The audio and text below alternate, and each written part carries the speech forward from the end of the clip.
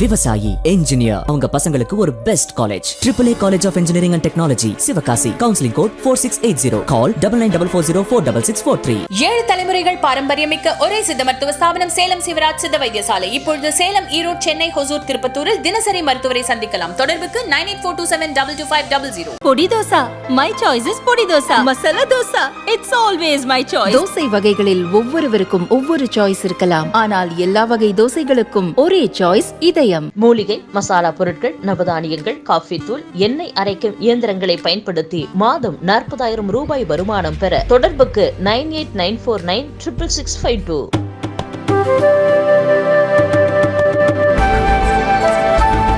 நேர்களே வணக்கம், இது சாணக்கியா. நான் உங்கள் அருண். இன்று நம்மோடு ஓய்வு பெற்ற இந்திய ராணுவ அதிகாரி மேஜர் மதன்குமார் சார் இணைந்துள்ளார். கேட்பதற்கு நிறைய இருக்கிறது, வாருங்கள் கேட்கலாம். வணக்கம் சார். வணக்கம் அருண். ஜெயந்த். ஜெய்ஹிந்த் சார். ஒரு பேட்டி சார் சமீபத்தில் நான் பார்த்தேன் ஒரு வெஸ்டர்ன் ஊடகத்தில். அதில் பேசிய CIA ஆப்ரேட்டிவ் சாரா ஆடம்ஸ் அவங்க ஒரு மிகப்பெரிய ஒரு பாம்ஷெல் போன்ற கருத்து, நமக்கு இல்லை வெஸ்டர்ன் வேர்ல்டுக்கு பாம்ஷெல் போன்ற ஒரு கருத்தை தெரிவித்திருந்தார். பாகிஸ்தானில் இருக்கக்கூடிய தாலிபான்கள், அதாவது ஆப்கானிஸ்தானை தளமாக கொண்டிருப்பவர்கள் பாகிஸ்தான்லேயும் இருக்காங்க.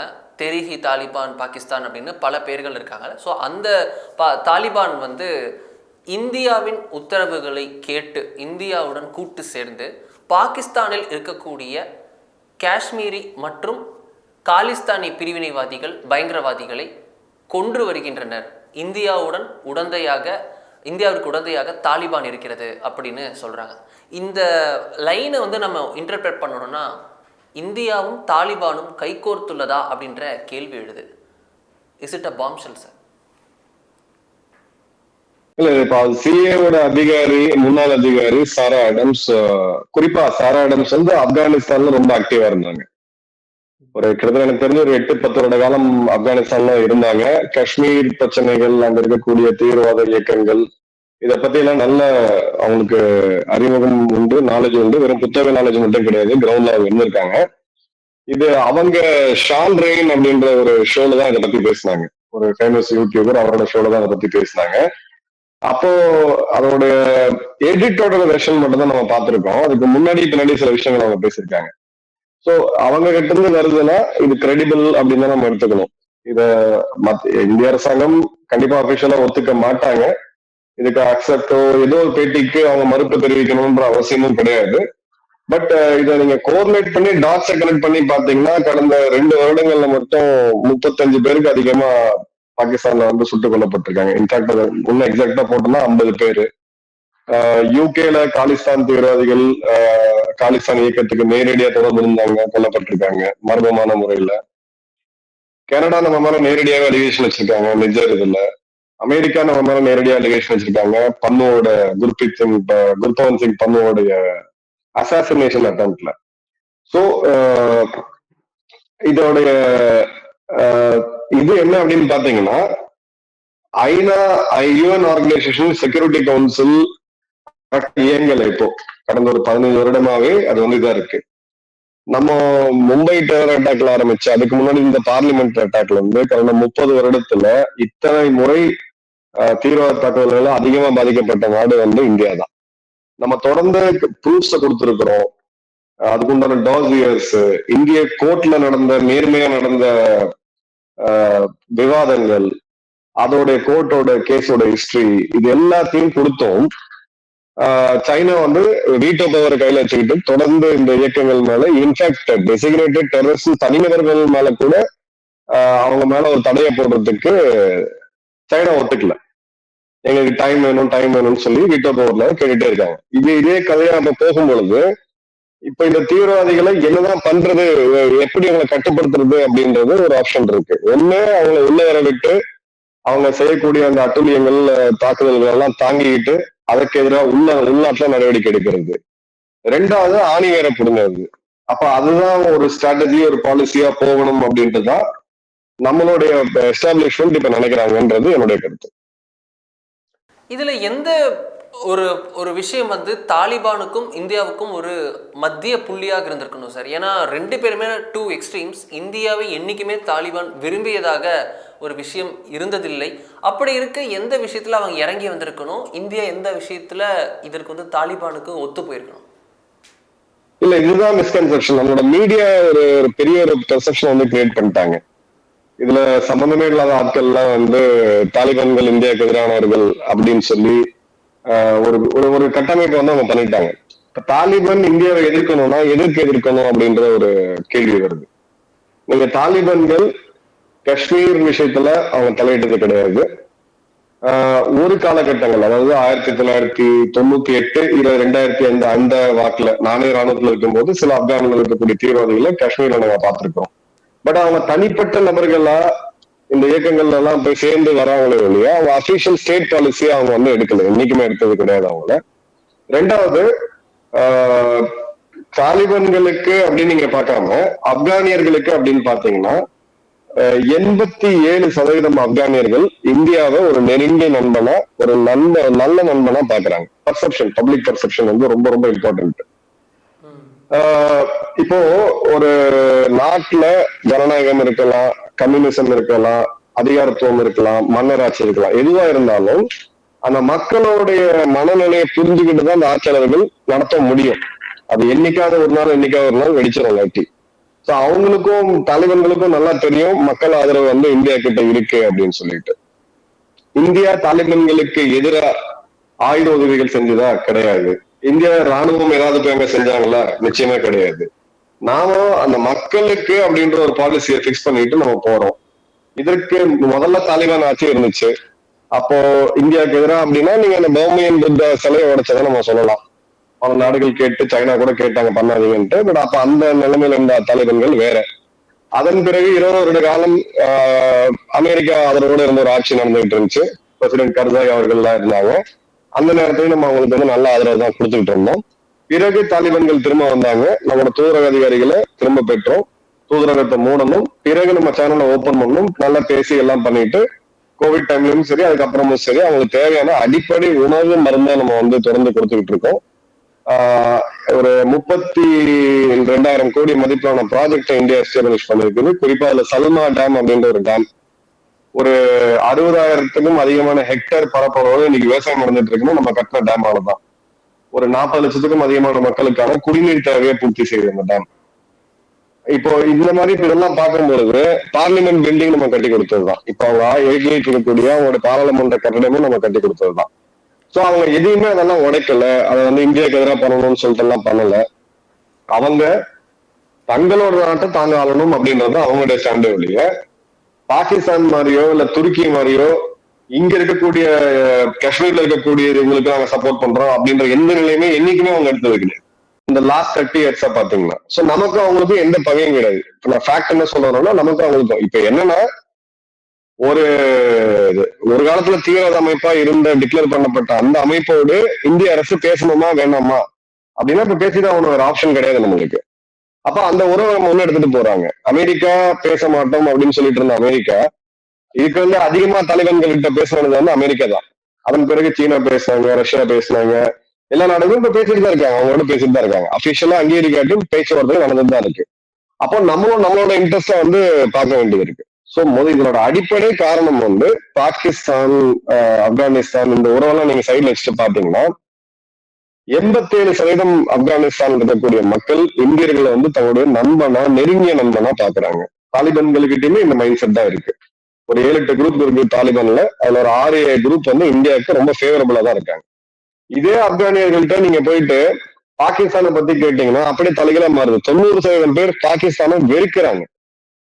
இந்த நாடு இந்த மாதிரி ஆனதுக்கான காரணமே அவன் சொல்லுவேன். ஏன்னா பாகிஸ்தான் எவ்வளவு டபுள் கேம் ஆடினாங்க. அமெரிக்காட்ட காசு வாங்கிட்டு இவங்களை காட்டி கொடுக்கறது, இவங்ககிட்ட காசு வாங்கிட்டு அமெரிக்காவை காட்டி கொடுக்கறது, இந்த மாதிரி பல வேலைகள் வந்து அவங்க பண்ணிருக்கிறாங்க. சோ அந்த பாயிண்ட்ல நீங்க பாத்தீங்கன்னா ஆப்கானிஸ்தான் முன்னேறுவதற்கு இப்ப அவங்க செட்டில் ஆயிட்டாங்க. ஓரளவுக்கு ஸ்டெபிலிட்டி வந்திருக்குது. நமக்கு சில பெயின் பாயிண்ட்ஸ் இருக்கு, நம்ம அதை பேசிட்டு தான் இருக்கும். பெண்கள் உரிமையா இருக்கட்டும், இந்த கடுமையான ஷரியா சட்டங்களா இருக்கட்டும், இதெல்லாம் விட்டுட்டு நீங்க வெளியில வாங்க அப்படின்ற இதெல்லாம் நம்ம பேசிட்டு தான் இருக்கிறோம். இந்த காணொலி நம்ம ரெக்கார்ட் பண்ணக்கூடிய இந்த நேரத்திலே பாத்தீங்கன்னா ஒரு 5000த்துக்கும் அதிகமான இந்தியர்கள் அங்க ஒர்க் பண்ணிட்டு தான் இருக்காங்க. ஒரு சில நெருங்கிய நண்பர்களே ஒர்க் பண்ணிட்டு தான் இருக்காங்க. அது ஒரு பிம்பமா இருந்துச்சு தவிர அவங்களுக்கும் நமக்கும் இது ஏன் எலாபரேட் பண்ணி சொல்றேன்னா நேயர்களுக்கு புரியணும், அதுக்காக தான். ஸோ நமக்கு ஒரு நல்ல நெருங்கிய உறவு, நல்ல ஒரு நட்புறவு அவங்க கிட்ட இருக்கு. அது வந்து மியூச்சுவலி ரெஸ்பெக்டபிளா இருக்கு, மியூச்சுவலி ட்ரஸ்டபிளா இருக்கு. ரொம்ப ரொம்ப முக்கியம். எது சார் காமன் பாயிண்ட்டாக இருக்குது? ஏன்னா நம்ம பார்க்குறோம் உலகம் முழுக்க இருக்கக்கூடிய பல இஸ்லாமிய நாடுகள் வந்து இந்த பாகிஸ்தானா இந்தியாவா இல்லை இந்த காஷ்மீர் இது போன்ற விஷயங்களில் வந்து தொடர்ந்து பாகிஸ்தான் சைடை on the basis of their religion வந்து எடுக்கிறத பார்க்குறோம். அப்படி இருக்க ஆப்கானிஸ்தான் வந்து இதில் இந்தியா கூட நெருங்கி வருவதற்கும் பாகிஸ்தானிடம் விலகி நிற்பதற்கும் வேறு ஏதாவது அந்த ரிலீஜனுக்குள்ளே இருக்கக்கூடிய செக்ட் அப்படின்றது காரணமா இல்லை வேற என்ன காரணம்? ஏன்னா பஷ்தூன், பத்தான் அப்படின்னு நிறைய இருக்குல்ல, அதில் கேட்குறேன். பஸ்தூனிகளுக்கு ஒரு பெரிய ஒரு உறவு நமக்கு ஏற்கனவே இருந்திருக்கு. பஸ்தூனிஸ் வந்து ஒரு இனம், அவங்க இஸ்லாமியர்களா இருக்கிறாங்க, வேற விஷயம். பட் அவங்க ஒரு இனம். அவங்கள வந்து பாகிஸ்தானோட எஸ்டாப்ளிஷ்மெண்ட் வந்து பஞ்சாபிகள் அதிகமா இருக்கக்கூடிய, அதாவது பஞ்சாபி அப்படின்றது அந்த கல்ச்சர்ல அந்த இதோட இருக்கக்கூடிய இஸ்லாமியர்கள். இவங்களோட மைண்ட் செட் வேற, இவங்களோட மைண்ட் செட் வந்து டோட்டலா வேற. அவங்க ஒரு அந்த நாட்டோடைய சூழ்நிலையை பார்த்தீங்கன்னா ரஷ்யா அமெரிக்கா பிரச்சனைகள் ஒரு 30 வருஷம் அழிஞ்சது. பிரிட்டிஷ் ரஷ்யாவோட பிரச்சனை, சோவியத் பிரச்சனைகள் ஒரு 40 வருட காலம் அது அழிஞ்சது. அந்த மாதிரி தொடர்ந்து ஒரு லேண்ட் லாக்டு கண்ட்ரி, அவங்களுக்கு வந்து ஒரு எக்ஸிட் கிடையாது. ஒரு பூலோக ரீதியா ஒரு ஒரு வகையா ஒரு சாதம்னே சொல்லலாம் அந்த நாட்டுக்கு. அப்படிப்பட்ட பிரச்சனை அவங்க மாட்டிட்டு இருக்காங்க. பாகிஸ்தான் கிட்ட அவங்க உறவு என்ன அப்படின்னா, அடிப்படையா அவங்களுக்கு வந்து துறைமுகம் கிடையாது. ஒண்ணு ஈரான் வழியா வெளியில போயாகணும், இல்ல அவங்களுடைய பொருட்கள் உள்ள வந்தாகணும், இல்லாட்டி ஆப்கானிஸ்தான் வழியா அப்படியே பாகிஸ்தானுடைய மக்ரான் கோஸ்ட் வழியா வந்தாகணும். ஸோ போர்ட் ஆக்சஸ் அவங்களுக்கு கிடையாது. அதனால அந்த 2 நாட்டுக்கிட்டையும் அவங்க ஓரளவுக்கு ரிலேஷன்ஷிப்பை மெயின்டைன் பண்ண வேண்டியது கட்டாயம் இருக்கு.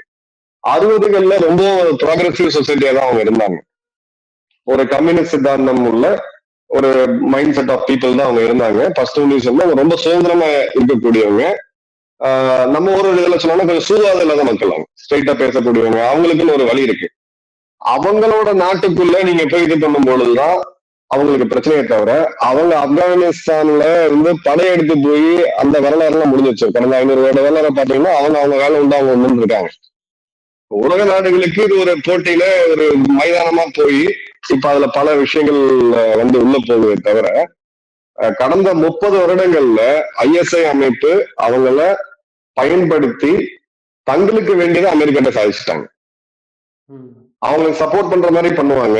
இதே பாகிஸ்தான்ல இருந்துதான் Quetta military base, Peshawar military base இங்க இருந்துதான் நூற்றுக்கணக்கான ஆயிரக்கணக்கான அமெரிக்க விமானங்கள், ட்ரோன்ஸ் எல்லாம் போய் அங்க விழுந்து போட்டாங்க. அவங்க மக்கள் இறந்தது எல்லாமே இங்க இருக்கக்கூடியதுதான்.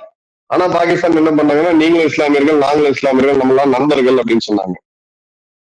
நண்பர்கள்னு சொல்லக்கூடியவங்க, இஸ்லாமியர்கள்னு சொல்லக்கூடியவங்க இவங்களை சரிசமமா நடத்தல. பட்டாணிகளை வந்து அவங்க நீங்க சரியான இருங்க, நீங்க கடுமையான வழிமுறைகள்லாம் பின்பற்றுங்க, உங்களுக்கு வந்து ஸ்கூல் எஜுகேஷன் தேவை கிடையாது, நீங்க மதராசால போய் படிங்க அப்படின்னு சொல்லி அவங்கள வச்சுக்கிட்டு, இங்க எனக்கு தெரிஞ்ச ஒரு பஸ்டூனியா ஒரு டிவி டிபேட்ல வந்து பேசிட்டு இருக்கும்போது அந்த டிபேட்டை பேஸ் பண்ணி நான் அவர்கிட்ட ஒரு கொஸ்டின் கேட்டிருந்தேன். அவர் என்ன சொன்னாருன்னா, பாகிஸ்தான் அரசாங்கம் எங்களை வந்து மிஸ்யூஸ் பண்றாங்க, எங்களுடைய மக்கள், எங்களுடைய பெண்கள், இளைஞர்கள், நாங்க எல்லாருமே வந்து கட்டுப்பட்டு அந்த கடுமையான சரியா சட்டத்துக்கு 13ஆம் நூற்றாண்டு சரியா சட்டத்துக்கு நாங்க கட்டுப்பட்டு இருக்கணும், இதெல்லாம் இருக்கணும். ஆனா பாகிஸ்தான்ல இருக்கக்கூடிய போட்டு சுத்துவாங்க, அங்க எந்த கலாச்சார நடைமுறையும் கிடையாது, எந்த ரெஸ்ட்ரிக்ஷனும் கிடையாது, அவங்க என்ன வேணா சாப்பிடுவாங்க, மியூசிக், எல்லாமே அந்த பழைய ரூல்ஸ் எல்லாம் இருக்கு. அப்போ நீ என்ன வந்து யூஸ் பண்ண பண்ணிட்டு இருக்க அப்படின்றது அங்க பாயிண்ட். இந்த மனநிலை வந்து ரொம்ப அதிகமா இருக்கு ஆப்கானியர்கள்கிட்ட. இது பாகிஸ்தான் நம்ம துரோகம் பண்றாங்க, முதுகுல குத்தக்கூடியவர்கள், பாகிஸ்தானை நம்ப கூடாது அப்படின்றது தாலிபான்களுக்குள்ளேயே பல இது இருக்கு,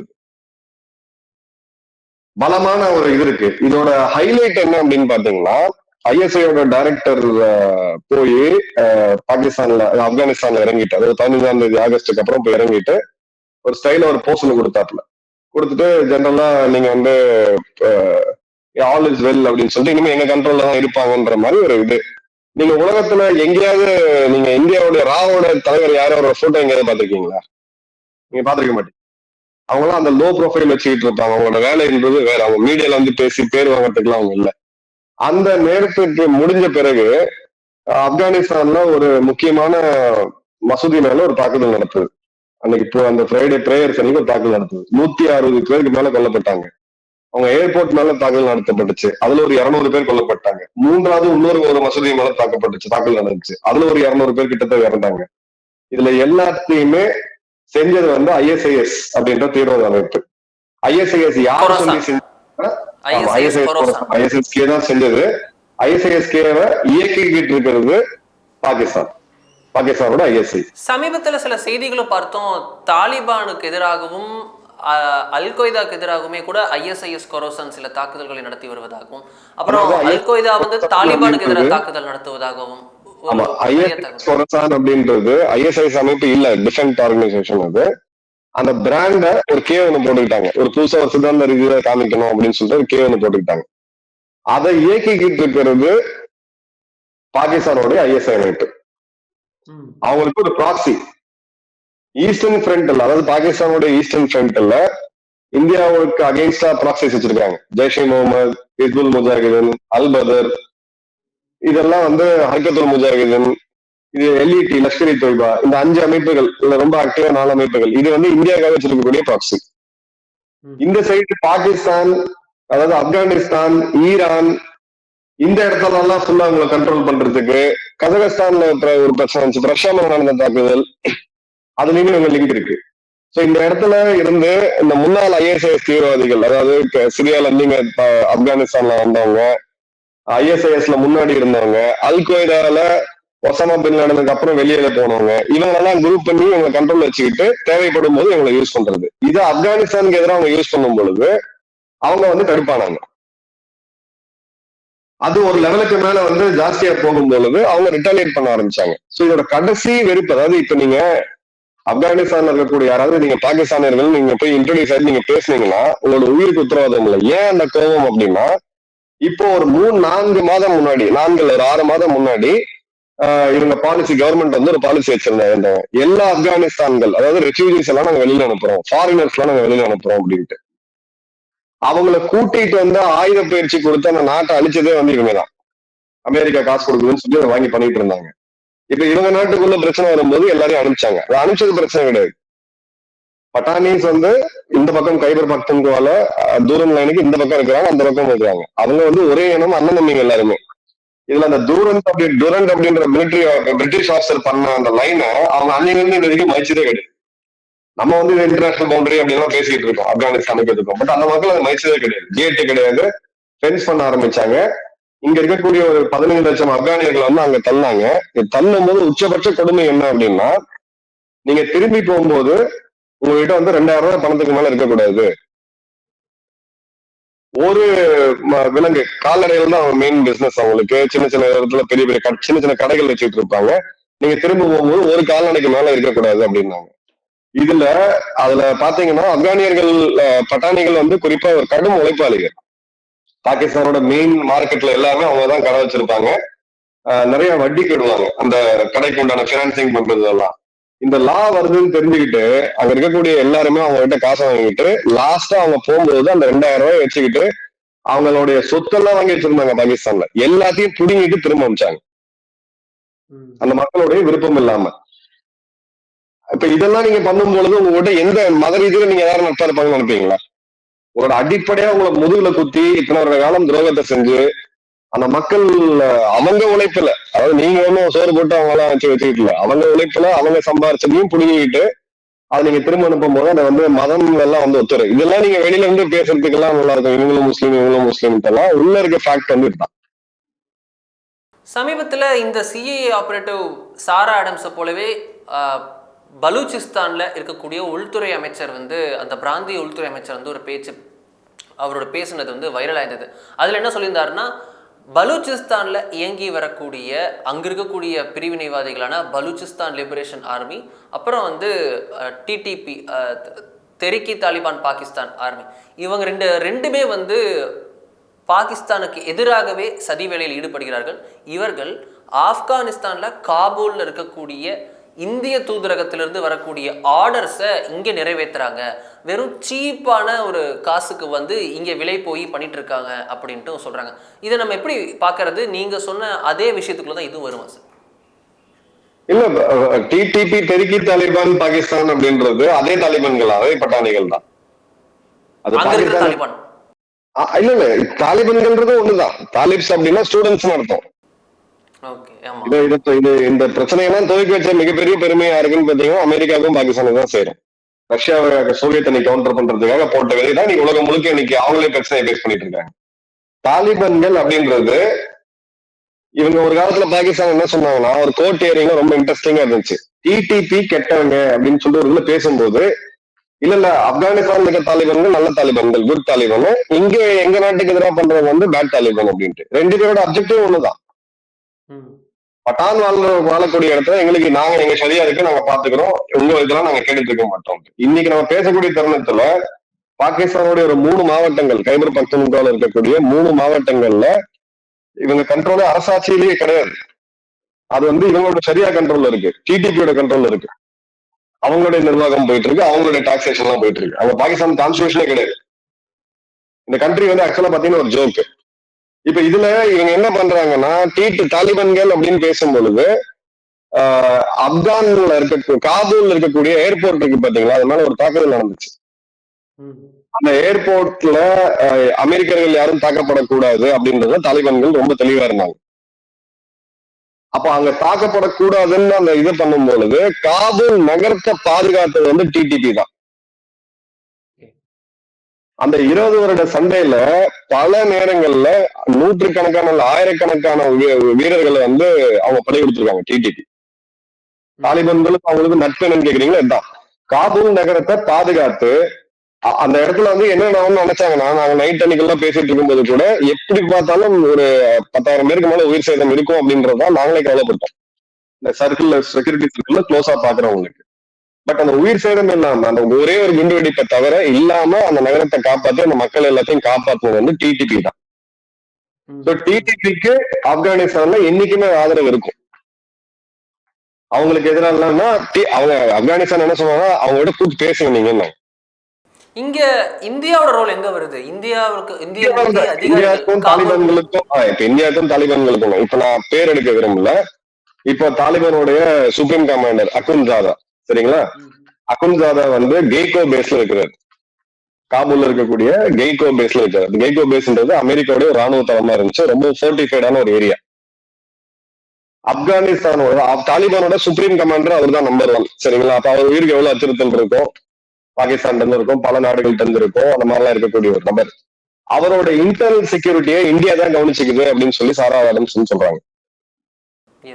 ஒரு சுப்ரீம் கமாண்டருடைய இன்டர்னல் செக்யூரிட்டி, அவரோட இண்டிபெண்டன்ட் செக்யூரிட்டிய இந்தியாவோட அமைப்புகள் பார்த்துக்கிட்டு இருக்கு அப்படின்னா எந்த அளவுக்கு இந்தியா மேல நம்பிக்கை இருக்கும்போது இந்த ஒரு இது அவங்க எடுப்பாங்க, ரிஸ்க் எடுப்பாங்க. இது பேச்சு சாரா ஆடம்ஸ் சொல்றது உண்மையா இருக்கு அப்படின்ற பட்சத்துல எந்த அளவுக்கு ட்ரஸ்ட் இருந்தா, எந்த அளவுக்கு ஒரு நம்பிக்கை இருந்தா அவங்க வந்து இந்த முடிவு எடுப்பாங்க. எங்க தலைவருடைய செக்யூரிட்டியை நாங்க உங்ககிட்ட பொறுப்பாக கொண்டுதான் நீங்க பாத்துக்கணும்னு சொல்லிட்டு. சோ உங்க டெப்த் உங்களுக்கு புரியும் இந்தியா ஆப்கானிஸ்தான் தாலிபான்களுடைய ரிலேஷன்ஷிப் என்ன அப்படின்ட்டு. ரெண்டாவது டிடிபி.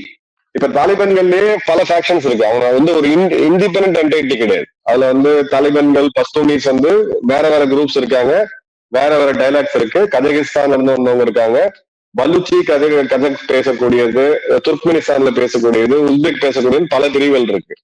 இதுல ஒரு காலத்துல இவங்க எல்லாம் ஒன்னா இருந்த போது இந்த ஆப்கான் ராணுவத்துக்கு பயிற்சி அளித்தது வந்து இந்திய ராணுவம் தான். அவங்களோட அதிகாரிகளுக்கு பயிற்சி அளிக்கப்பட்டது இந்தியன் மிலிட்டரி அகாடமி தேராதூன்லயும், ஆபீசர் ட்ரைனிங் அகாடமி சென்னையிலையும் தான். இன்னைக்கு தாலிபான்கள்ல அமைச்சர்களா இருக்கக்கூடிய பல தலைவர்கள் இந்திய ராணுவத்தால பயிற்சி கொடுக்கப்பட்டாங்க. அவங்களுக்கு நெருங்கிய நண்பர்கள் இருக்கிறாங்க இங்க. அந்த மிலிட்டரி அகாடமியோட அந்த காம்ரேட்ஷிப், அந்த ஃப்ரெண்ட்ஷிப்ன்றது ஃப்ரெண்ட்ஷிப் தாண்டியது. அது ரொம்ப ஒரு ஸ்ட்ராங்கான ஒரு பாண்டிங் இருக்கு. சோ நம்மளால நினைச்சா பண்ண முடியும். அது வந்து அவங்க காசு வாங்கிட்டு பண்றாங்கன்னு அவங்க கஷ்டப்படும். $10 மில்லியன் இந்தியாவுக்கும் ஒண்ணும் கிடையாது, அவங்களுக்கும் ஒண்ணும் கிடையாது. $10 மில்லியன் நிஜமா சொல்றாங்க, ஒரு பெரிய விஷயமே கிடையாது. அதை எக்ஸிக்யூட் பண்றதுக்கு சில இடங்கள்ல தேவைப்படலாம் அப்படின்றதுல அவங்க யூஸ் பண்ணலாம். இன்னைக்கு பிஎல்ஏ யூஸ் பண்றது, அதிகபட்சமா யூஸ் பண்ணிட்டு இருக்கிறது அமெரிக்கா விட்டு சென்ற ஆயுதங்கள். டிடிபி அதிகமா யூஸ் பண்ணிட்டு இருக்கிறது அமெரிக்கா விட்டு சென்ற ஆயுதங்கள். அவங்களுடைய ட்ரைனிங், டாக்டிக்ஸ் இதெல்லாம் பாத்தீங்க அப்படின்னா அவங்களுடைய டாக்டிக்ஸ், மிலிட்டரி டாக்டிக்ஸ் பாத்தீங்கன்னா நான் 2 வருஷம் முன்னாடி கூட ஒரு ஆங்கில ஊடகத்துக்கு பேசிட்டு கூட சொன்னேன், கொஞ்சம் நம்மளுடைய சாயல் வருது அப்படின்ட்டு. இது எல்லாமே பிலோ த இது நம்ம பேசுறது வந்து ஓப்பனா நம்ம பேச முடியாது. பட் ஃபேக்ட் என்னன்னா, பிஎல்ஏக்கு இந்தியாவுக்கு நேரடியா இயக்குதானா கிடையாது. டிடிபி இந்தியா நேரடியா இயக்குதானா கிடையாது. தாலிபான்களுக்கும் இவங்களுக்கும் தொடர்பு இருக்கானா ஆப்வியஸா இருக்கு. அவங்களோட 90% அவங்க விட்டு சென்ற ஆயுதங்கள் இவங்க தான் பயன்படுத்திட்டு இருக்காங்க.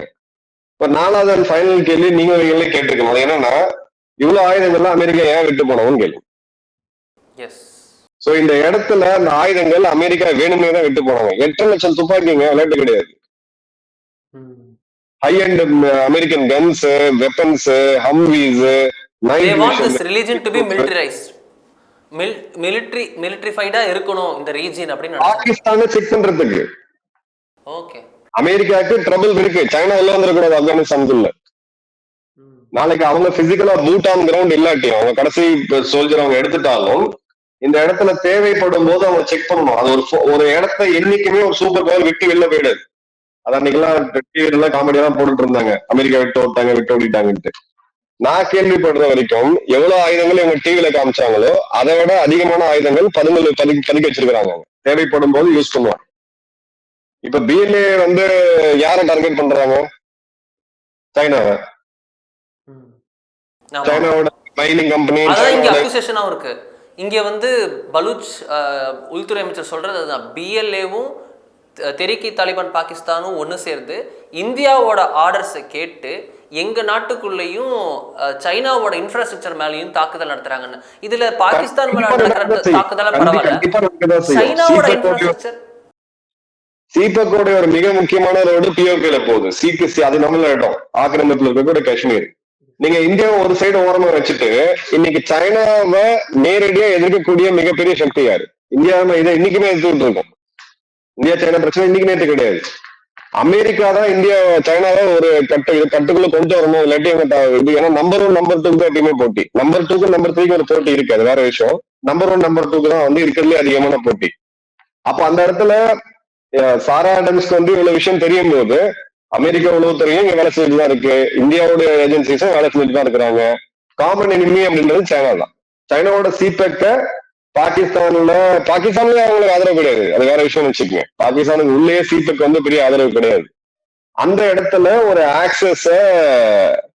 ஆக்சிஸ வந்து பாகிஸ்தானுக்கு கிடைக்கும் போது அந்த அந்த ஆக்சிஸ வந்து பீட் பண்றதுக்கான வேலையை எல்லாரும் பண்ணுவாங்க. இப்ப சைனா, அதாவது நீங்க கல்ஃப்ல பாத்தீங்கன்னா ஹவுதிகள் எல்லா தாக்குதலும் நடத்துறாங்க, கரெக்டுங்களா? எல்லா கப்பல்களுமே தாக்குதல் நடத்துறாங்க. சீன கப்பல் மேல ஏன் நடத்தல? அப்ப அமெரிக்காவோட ஆக்சிஸ நீங்க அங்க கட்டணும்ன்றீங்க. அமெரிக்கா சும்மா இருப்பாங்க, அவங்கள விடுவாங்களா? இது வந்து ஒரு குளோபல் பவர்ஸ்குள்ள இருக்கக்கூடிய ஒரு இது. பட் நம்மளோட அப்ரோச் அப்படின்றது தாலிபான் சென்ட்ரிக் தான்.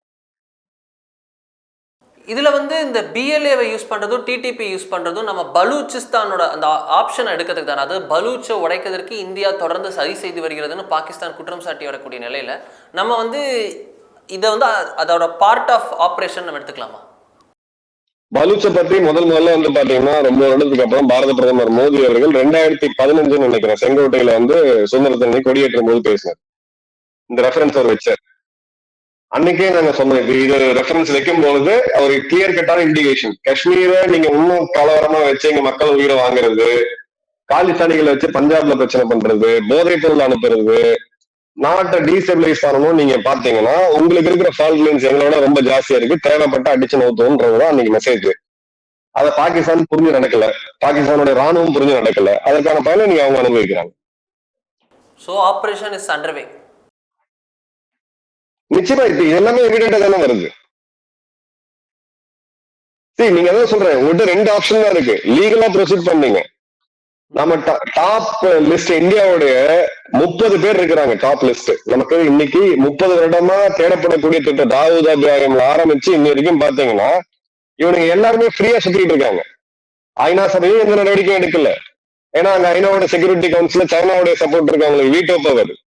எந்த நாடும் எந்த நடவடிக்கையும் நடக்கல. பினான்சியல் ஆக்ஷன் டாஸ்க் ஃபோர்ஸ்ல கிட்டத்தட்ட 27,000 பேஜ் இந்தியாவுடைய டாக்குமெண்ட் கொடுத்த பிறகுதான் அவங்க கிரே லிஸ்ட்லயே போனாங்க. 4 வருஷம் வந்துட்டு திரும்ப ஒயிட் லிஸ்ட் வந்துட்டாங்க. அவங்க லோன் வாங்கறதுக்கு திரும்ப போறாங்க. அப்ப இந்த நாட்டை நம்ம எப்படி டீல் பண்ண போறோம்? அவங்க தீவிரவாதிகளை அனுப்பிச்சுட்டே இருப்பாங்க, நம்ம உள்ள விட்டுக்கிட்டே இருப்போம். அதன் பிறகு நம்ம ராணுவ வீரர்கள் போய் சண்டை போடுவாங்க, அதுல வந்து உயிர் தியாகம் செய்வாங்க.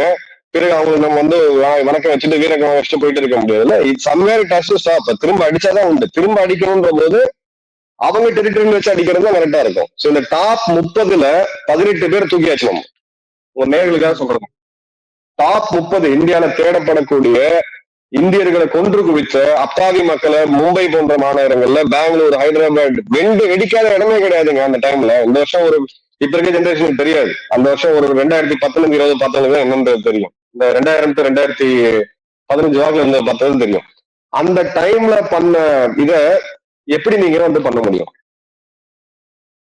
So you have to take unconventional methods. இதை அமெரிக்கா பண்ணும்போது அதை டீக்ளாசிஃபை பண்ணுவாங்க, பெரிய திரைப்படங்கள் எடுப்பாங்க, நாமெல்லாம் ஹாலிவுட் மூவிஸ் பார்த்து கைத்தட்டு வருவோம். ஏன் இந்தியா பண்ணக்கூடாதா? நமக்கு நம்ம ரைட்ஸ் கிடையாதா? லீகலா எல்லா டாக்குமெண்ட்டையும் கொடுத்துருக்கிறோம். இவங்க ISI தான் அன்னைக்கு மும்பை டெரர் அட்டாக்க கண்ட்ரோல் பண்ணுச்சுன்றது இன்டர்செப்ட் பண்ணி சேட்டலைட் போன் ரெக்கார்ட்ஸ் இருக்கு, பப்ளிக்காவே போட்டு காமிச்சாச்சு. இதுக்கு அப்புறமும் நீங்க நடவடிக்கை எடுக்க மாட்டீங்க. இல்ல நீங்க நடவடிக்கை எடுக்கிற மாதிரி அவங்களுக்கு வந்து அஃபீஸ் இதுக்கு வந்து கொண்டு வந்து நீங்க வீட்டு காவல்ல வைப்பீங்க, இதெல்லாம் பண்ணோம்னா அஃபீஸ் செய்து வீட்டுக்குள்ளதான் போய் தூக்கி ஆகணும். இல்லைன்னா அது முடியாது. அதுக்கு ஒரு சீப் ஆப்ஷன் நம்ம நண்பன் மூலியமா பண்ண முடியுது அப்படின்னா, நான் ரொம்ப கேஷுவல் லாங்குவேஜ்ல சொல்றேன், எனக்கு நண்பன் தாலிபான், எனக்கு இந்த மாதிரி பிரச்சனை இருக்கு, 4 பேர் தூக்குறோம் அப்படின்னா தூக்குறவங்க என்ன பிரச்சனை இப்போ உங்களுக்கு? ஃபைனல் கொஸ்டின் சார், இதுக்கு நம்ம தாலிபானுக்கு என்ன செய்வோம் பதிலாக? இல்ல, தாலிபான்களுக்கு இந்தியாவுடைய தேவை இருக்கு, உளவுத்துறையோட தேவை இருக்கு. அந்த நாடு இப்ப ப்ரோக்ரஸ் நோக்கி போறாங்க. அவங்களுடைய எஜுகேஷன் சிஸ்டம்க்கு நம்ம சில ஹெல்ப் எல்லாம் பண்றோம். இன்னும் கொஞ்சம் நிலைமை சீரான பிறகு, மேபி ஒரு 3-4 வருடங்களுக்கு பிறகு சில நிறுவனங்கள் பேச்சுவார்த்தை நடத்திட்டு இருக்காங்க. சிறு சிறு தொழில்கள் அங்க தொடங்கணும் அப்படின்னு சொல்லிட்டு ஒரு ஹாஸ்பிட்டல், பெரிய ஹாஸ்பிட்டல் கட்டுறதுக்கான ஒரு பிளான் இருக்கு. இங்க இருக்கக்கூடிய ஒரு முக்கியமான எஜுகேஷன் இன்ஸ்டிடியூஷன் எக்ஸ்டெண்ட் பண்ணணும் அப்படின்ற பிளான் இருக்கு. அவங்க சரியா அந்த நாட்டோடைய சட்டத்திட்டம் இதுல தனிநபரா எனக்கு உடன்பாடு இல்லை. ஆனா அந்த நாட்டை எப்படி நடத்தணும் அவங்க தான் முடிவு பண்ண முடியும், நம்ம போய் அதில் தலையிட முடியாது. சோ அந்த இடத்துல நம்ம பேசக்கூடிய ஒரு சுச்சுவேஷன் இருக்கும் பொழுது, இப்ப பெண்கள் மேல கொடுக்கக்கூடிய சில சட்டங்கள் எல்லாம் வந்து அவங்க ரிலாக்ஸ் பண்ணிருக்கிறாங்க. ஓகே, நீங்க சொல்றது கரெக்ட் தான். ஏன்னா அவங்களுக்குமே புரியுது, நீ மாடர்ன் வேர்ல்டுல இன்னைக்கு நம்ம அவங்க சண்டை போட்டு அவங்க குடியில வாழ்ந்துட்டாங்க. ஒரு 30 வருட காலம் அவங்க சண்டையிலேயே வாழ்ந்துட்டாங்க. இன்னும் அவங்க வந்து கவர்னன்ஸ் பண்ணணும், ஒரு நாடா முன்னேறணும் அப்படின்னு பாக்குறாங்க. அந்த நாட்டோடைய கிரிக்கெட் வளர்ச்சிக்கு இந்தியா தான் காரணம். டெல்லியில தான் அவங்க ட்ரெயின் ஆனாங்க, நம்மளுடைய கிரிக்கெட் வீரர்கள் தான் அவங்க ட்ரைனிங் கொடுத்தாங்க. இன்னைக்கு அவங்க ரஷீத், அவங்க பிளேயர் தெரியும் உங்களுக்கு, எவ்வளவு ஒரு பாப்புலரான ஒரு பிளேயர்னு சொல்லிட்டு. அது மாதிரி அவங்க ஸ்போர்ட்ஸ்ல டெவலப் பண்ணணும். அடிப்படையா அவங்க பத்தியான ஒரு புரிதல் ஆப்கானியர்கள் வந்து சூதுவாதம் இல்லாதவங்க. நிறைய பேர்ட்ட நான் பழகிருக்கேன், ஸ்ட்ரைட்டா பேசுவாங்க. அவங்களுக்கு வந்து பெரிய இதெல்லாம் கிடையாது. கொஞ்சம் அதை காட்டு ரெண்டித்தனம் நம்ம சொல்லலாம், அதை வந்து வேற மாதிரி எடுத்துக்கலாம். ஒரு இனத்துக்கு ஒரு சில குறிப்பிட்ட கேரக்டர்ஸ் இருக்கு.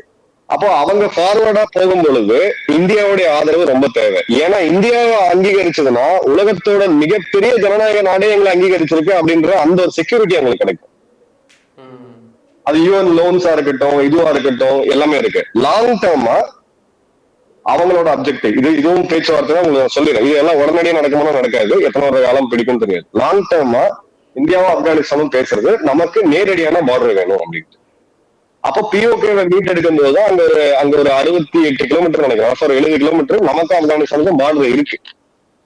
ஏன்னா இப்பயுமே நம்ம அனுப்பிச்ச கோதுமை எல்லாம் பாத்தீங்கன்னா பாகிஸ்தான் வழியா போகிறதுக்கு அதுக்கு டபுள் சார்ஜ் போட்டு போற வழியில அதுல இருக்கக்கூடிய கோதுமை திருடி இப்ப அப்படிதான் இருக்கு. இல்லாட்டி நம்ம ஈரான் வழியா கடல் வழியா போய் ஈரான் வந்து சாலை மார்க்கமா போவோம்.